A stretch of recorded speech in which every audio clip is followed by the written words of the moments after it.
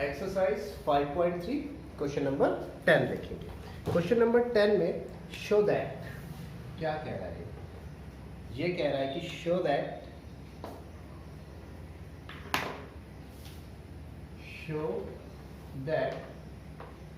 A1, A2, A3 dot dot dot form an AP। ये क्या बना रहे हैं? AP बना रहे हैं। Where nth term is given by, first part देखिए, जहां पर nth term an is given by 3 plus 4n। ठीक है, सबसे पहले तो ये चेक करना है कि AP बन रही है या नहीं बन रही है, और अगर AP बन रही है तो find the sum of first 15 terms. First 15 terms का सम भी फाइंड करना। ठीक है, तो सबसे पहले मेरे पास an इक्वल्स टू क्या है? 3 प्लस 4n। अब पुट करने की बारी, क्योंकि हमें A1, A2, A3 ये बनाना। पुट कीजिए n इक्वल्स टू 1। जब n इक्वल्स टू 1 पुट किया, फर्स्ट टर्म आ जाएगी। A1 कितना हुआ? 3 प्लस 4 बन गया 4। A1 हो गया 7। ठीक है, अब मैंने पुट किया n equals to 2, second term आने के लिए। Getting my point? n equals to 2 के लिए A2 equals to 3 plus 4 into 2, 4 2 are 8, 11। Second term आ गई 11। A3 के लिए 3 plus 4 into 2, सॉरी n की जगह पर अब A3 रखा है, इसका मतलब थर्ड टर्म, यानी n की जगह पर क्या पुट कर दिया? 3। n की जगह जब 3 पुट किया है तो थर्ड टर्म क्या आ गई? 50। ठीक है, सो सीरीज इज, हमारी जो सीरीज है वो क्या बनी? फर्स्ट टर्म तो बनी 7, सेकेंड टर्म बनी 11 एंड थर्ड टर्म बनी 50 एंड सो ऑन, है ना। अब हमें चेक करना है कि इसका कॉमन डिफरेंस सेम है या नहीं। अगर कॉमन डिफरेंस सेम होगा तो इट इज इन AP, और अगर कॉमन डिफरेंस सेम नहीं होगा तो it is not in AP। तो D1 फर्स्ट कॉमन डिफरेंस, इसे ले लेते हैं A2 minus A1, second term minus first term. तो D1 कितना है? 11 माइनस 7, D1 हो गया 4। ठीक है, D2 second common difference, A3 minus A2, third term minus second term. तो D2 होगा A3 15 माइनस 11, तो D2 भी आ गया 4। तो same has, it has same common difference, so it is an AP। ये क्या है? AP है। और अगर AP है तो सम ऑफ 15 टर्म्स भी फाइंड करना है। सम ऑफ 15 टर्म्स कैसे फाइंड करेंगे?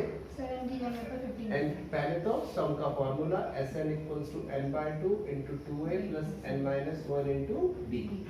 ठीक है, अब n की जगह 15 रखा, 15/2 2a, a की जगह पर हमारा फर्स्ट टर्म, a का मतलब फर्स्ट टर्म, a या A1 एक ही चीज आएगी। ठीक है, तो first term 7 plus 15 minus 1, common difference है 4, अंदर से 2 कॉमन ले सकते हैं, अंदर से 2 कॉमन लिया तो 7 प्लस 15 माइनस 1 14, और 4 से 2 कॉमन ले लिया 2 बची 15, 7 प्लस 28, 15 इंटू 35। 15 का टेबल अगर किसी को याद है तो ठीक है, 15 5 का होता है 75, कैरी ओवर 5, 15 3 45 और 75 कैरी ओवर 7 होगा, तो ये हो जाएगा 5 to 5।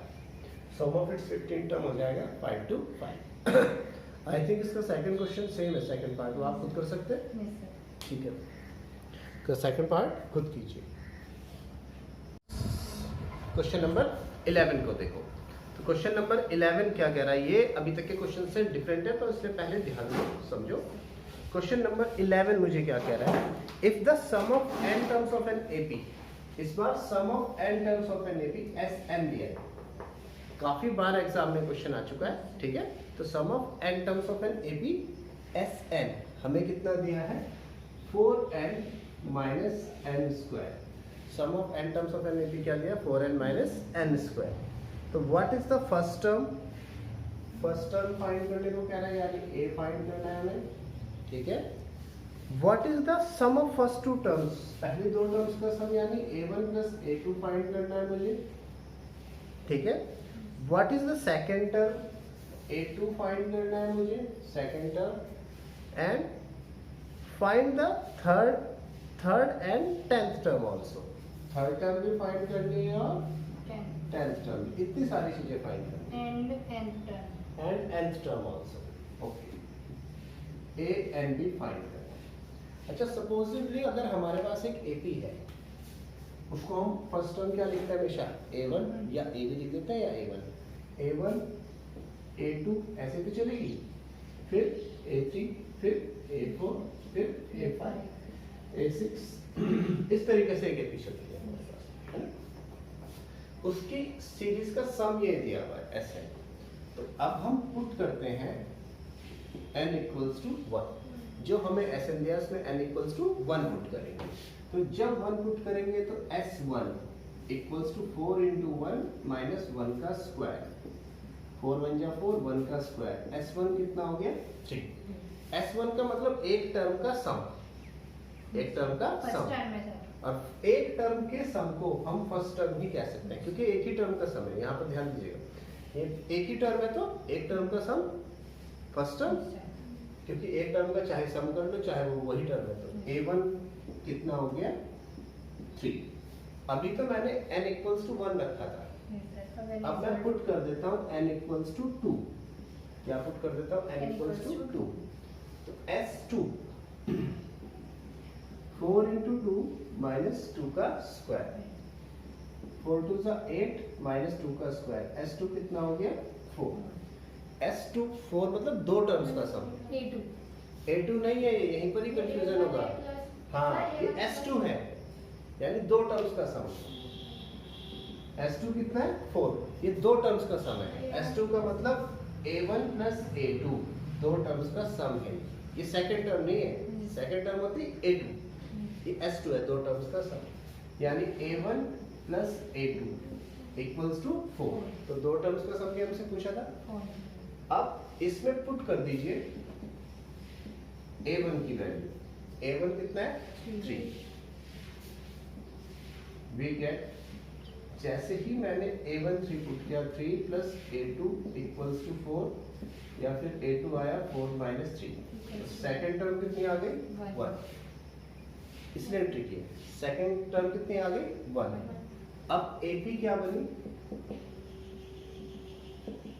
AP में फर्स्ट टर्म तो है 3, सेकेंड टर्म है 1, थर्ड टर्म भी ऐसे निकल जाएगी, मतलब हाँ। अब ये आ गया हमारे पास में, तो नाउ फर्स्ट टर्म A तो है 3, अब कॉमन डिफरेंस D कितना है A2 माइनस A1, यानी 1 माइनस 3, D कितना आ गया -2। अब जो कुछ हमें निकालना है सब निकल जाएगा। A2 हो गया, कौन सी टर्म निकालनी है A3, तो A3 के लिए now A3 third term, A3 बन जाएगी A प्लस 2D, है ना, A प्लस 2D। अब ये वैल्यू सब्स्टिट्यूट करो, A यानी A1 3 प्लस 2, D है -2 प्लस इंटू माइनस 2 2 4, तो A3 कितना आ गया -1। सर 2D क्यों लिखा? A3 है ना, थर्ड टर्म तो ऐसे ही आएगी A प्लस 2D। ये हमेशा जो टर्म है D उसमें एक लेस होता है, आपको पहले मैं बता चुका हूँ। तो A3 के बाद A10, 10th टर्म निकालनी है A प्लस 9D, फिर से वैल्यू सब्स्टिट्यूट करो, A मतलब फर्स्ट टर्म 3 प्लस 9, D की वैल्यू है -2, 3 प्लस -18 -15, ये तो आ गई 10th टर्म। और लास्ट में क्या पूछा है nth टर्म, तो A n इक्वल्स टू है A plus n minus 1 into D। इस बार मुझसे nth टर्म में पूछिए, ऐसा नहीं कि first second third, nth term में पूछे तो n की जगह पर n ही रहेगा, ठीक है। A की जगह पर तो आ जाएगा फिर से हमारा 3 प्लस n की जगह पर n ही रहेगा, और कॉमन डिफरेंस D कितना है हमारा -2। तो देखो जरा 3 plus into minus minus 2n minus into minus plus 2 5 minus 2n, इसकी nth टर्म आ गई 5 माइनस 2n। हाँ तो स्टूडेंट्स नेक्स्ट क्या कह रहा है, find the sum of, question number ये हमारा है 11, ठीक है। क्वेश्चन नंबर 11 मुझे कह रहा है 12, सॉरी क्वेश्चन नंबर 12 मुझे क्या कह रहा है, find the sum of first 40 positive integers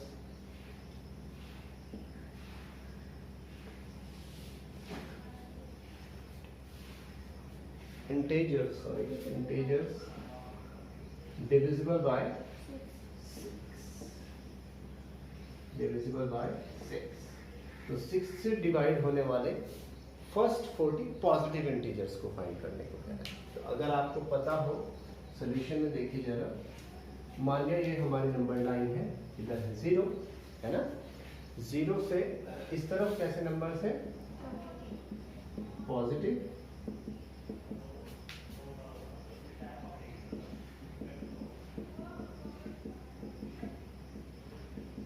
और दूसरी साइड है नेगेटिव नंबर, एक साइड पॉजिटिव नंबर और दूसरी साइड नेगेटिव नंबर। और ये पॉजिटिव और नेगेटिव नंबर सब मिलके क्या बनाते हैं, इंटीजर, ठीक है। मतलब इंटीजर्स में पॉजिटिव नंबर भी आते हैं और नेगेटिव नंबर भी आते हैं। लेकिन इस क्वेश्चन में स्पेसिफिकली कहा है कि फर्स्ट 40 पॉजिटिव इंटीजर्स, हमें कौन से इंटीजर्स की तरफ जाना है, पॉजिटिव की तरफ ही जाना है। इसका मतलब हमारा रास्ता ही इस तरफ है, ठीक है, उस तरफ के देख नहीं रहे। और विच आर डिविजिबल बाय 6, जो कि 6 से क्या डिविजिबल हो, यानी 6 से डिवाइड हो रहे हैं। तो पहला ऐसा नंबर है 6 1 जा 6, पॉजिटिव में तो पहला 6 ही, 2 कैसे है, 2/6 थोड़े कुछ होगा, विच आर डिविजिबल बाय 6, ठीक है, 0 6 को डिवाइड, पहला 6 है, उसके बाद अगला नंबर है 12, उसके बाद अगला नंबर 6 का टेबल चलते जाओ, 18 24 ऐसे नंबर आते जाएंगे। तो first number divisible by 6 is equal to 6, second number divisible by 6 is equal to 12। इस तरीके से जो हमारी एपी बनी, पहला नंबर 6, अगला नंबर 12, उससे अगला 18, उससे अगला 24, इस तरह से हमारी एपी बन गई, है ना। अब इसके कितने इंटीजर्स का सम पूछा है, 40, तो ये 40 है n, ऐसे 40 इंटीजर्स का सम पूछा है। तो a इक्वल्स टू 6, d हो गया a2 माइनस a1 यानी 12 माइनस 6, d भी हो गया 6 और n है 40 इंटीजर्स का सम पूछा है। अब सम निकालना है तो Sn is equal to n by 2 2a plus n minus 1 into d कर लेते हैं, n है 40, ठीक है। तो 40 by 2 2a, a की जगह 6 प्लस 40 माइनस 1, d की प्लेस पर भी 40 by 2, यहाँ से 2 कॉमन लिया, यहाँ पर बचा 6, 40 माइनस 1 39, और ये जो 6 है इससे 2 कॉमन चला गया, यहाँ पर बचा 3, 2 से 2 cancel, 46, 9 3 are 27, carry over 2, 3 3 are 9 और 10 11 40, और ये आया जी आपका 1 2 3, अब 0 4 3 are 12 का 2 कैरी ओवर 1, 4 2 are 8 और 1 9 और 4 1 जा 4, तो सम ऑफ 40 टर्म्स आ जाएगा 4920, ठीक है। अब इससे नेक्स्ट जो है, नेक्स्ट भी देख लो, find the sum of first 15 multiples of 8, इससे नेक्स्ट यही है, find the question number 12, find 13 sorry, find the sum of first 15 multiples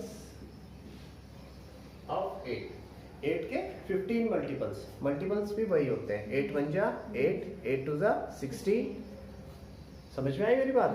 तो multiples of 8 are multiples of 8 are 8 × 8, 8 × 2 16, 8 × 3 24 और कितनी सीरीज का सम निकालना है 15, यानी n कितना है 15।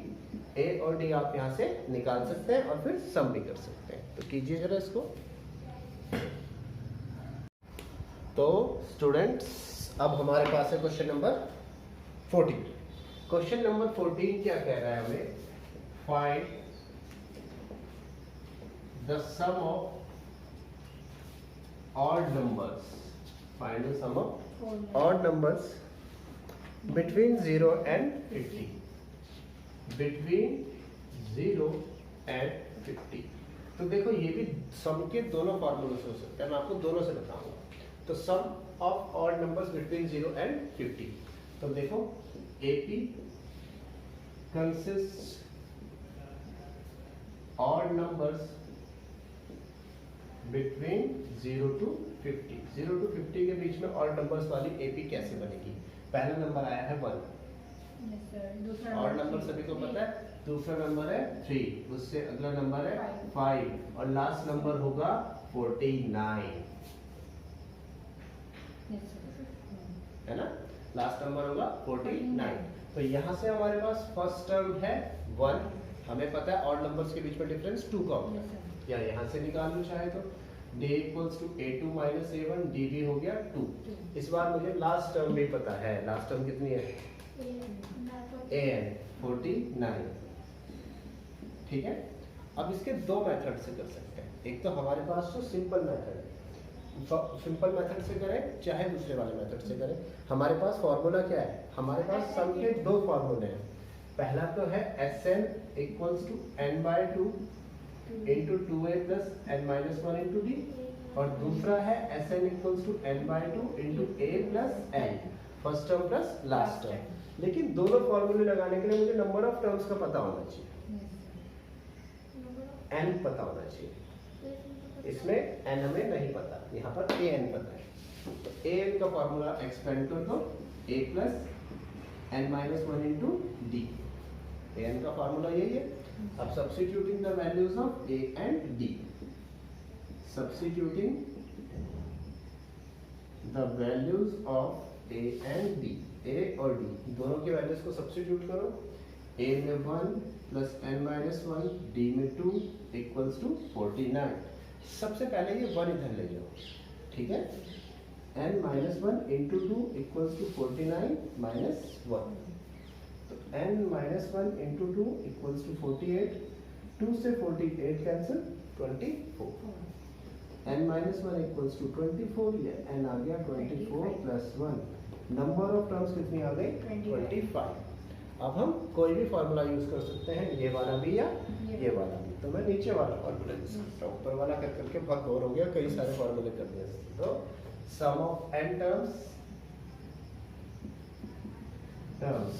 Sn equals to n/2 into a plus n।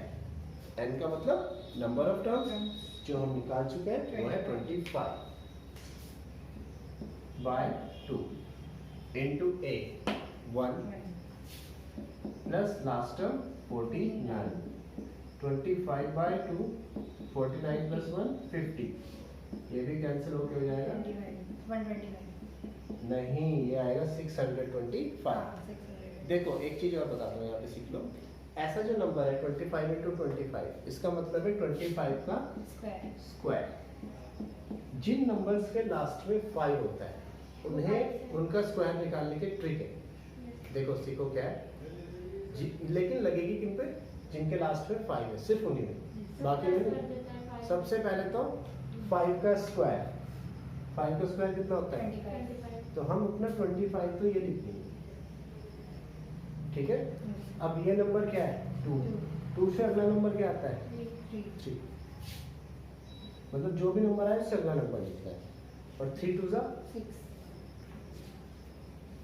तो इनका स्क्वायर आएगा 325। दोबारा से देखो, लास्ट में 5 है, 5 का स्क्वायर 25 तो लिखो, फिर जो ये नंबर है इसका नेक्स्ट नंबर लिखो, 2 का नेक्स्ट नंबर 3, और दोनों की प्रोडक्ट कर दो, 3 2 6, और नॉर्मल मल्टीप्लिकेशन तो हमारे पास अवेलेबल है। तो इसके बाद क्वेश्चन नंबर 14 के बाद क्वेश्चन नंबर 15 देखते हैं।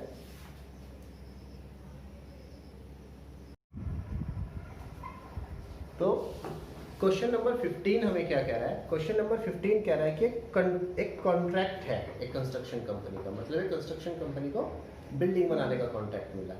अब बिल्डिंग बनाने के कॉन्ट्रैक्ट में ये था कि अगर इस तारीख तक एक सर्टेन डेट तक काम नहीं हुआ पूरा तो पेनल्टी लगेगी। मतलब जैसे कि हमने कहा कि सितंबर 30 तक पूरा करना है, अगर सितंबर 30 तक पूरा नहीं हुआ तो पेनल्टी लगेगी, कंपनी को हमें पैसा देना पड़ेगा। और पेनल्टी कैसे लगेगी? पहले दिन अगर डिले हो गया, एक दिन डिले हो गया तो पेनल्टी कितनी? 200 रुपीज।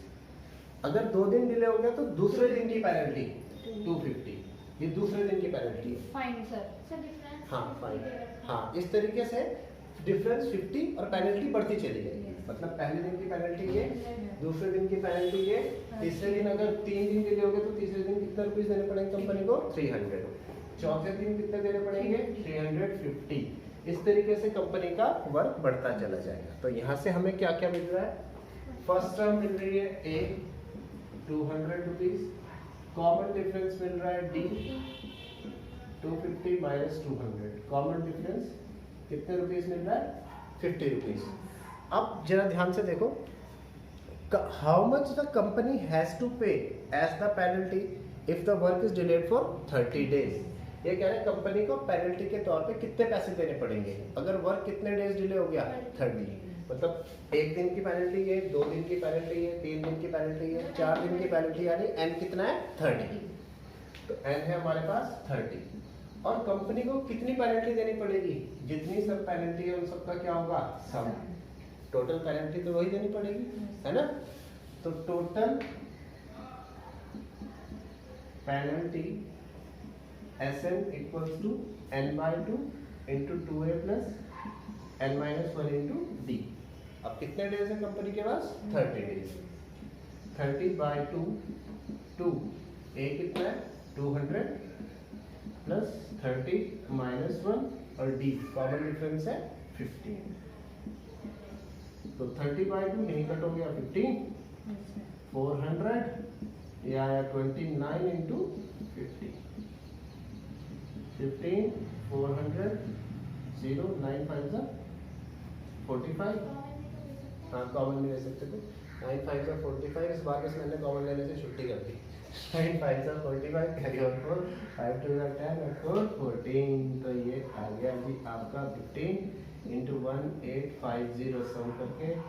अब 15 0 जा 0 कैरी ओवर 7 127 का 7 कैरी ओवर 12 15 मिल गया 15 तो 27750 इतना अमाउंट उसे पे कर। आज तक रखते हैं, बाकी क्वेश्चंस कल करेंगे।